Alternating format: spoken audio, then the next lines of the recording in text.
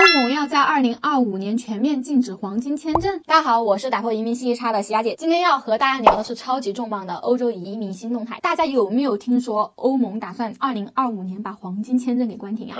但这背后的原因你们清楚了吗？让我来给大家唠一唠吧。首先呢，我们来看一下希腊啊，最近希腊政府确实在偷偷摸摸的改东西，黄金签证有可能会变天。希腊总理在电视上都说了，他们想换个方式来吸引投资，这不就意味着传统的黄金签证可能要退休了吗？不过到目前为止，除了米佐塔基斯的表态之外希腊当局并没有正式的公布说要调整黄金签证的相关细节，因此现在抓紧时间上车的话还是来得及的。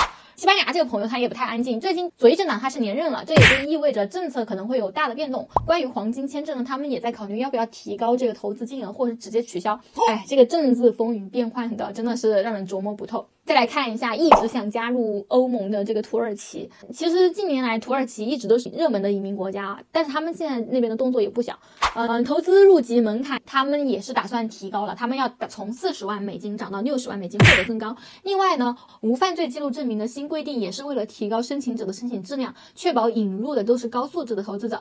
2023年这个欧洲移民政策的大动荡，各种调整涨价都在悄然发生，留给投资人的观望时间真的是已经不多了。每次的政策变化都意味着你们的机会在变化。佳姐为大家准备了一份欧洲移民项目介绍，可以帮助你快速定位自己的移民项目，有需要的话可以在评论区告诉我。